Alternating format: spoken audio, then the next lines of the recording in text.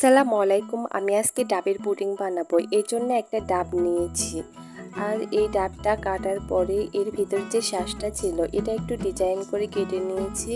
নিজেদের স্বাদ অনুযায়ী চিনি নিয়েছি, 2 চামচ পরিমাণ আগার আগার পাউডার নিয়েছি।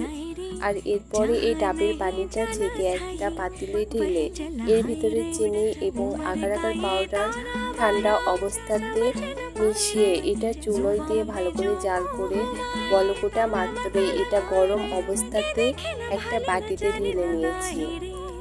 আর এরপর যে ডাবের শাঁসগুলো রাখা ছিল এগুলা দিয়ে 2 ঘন্টার জন্য নর্মাল ফ্রিজে রেখে দিতে হবে।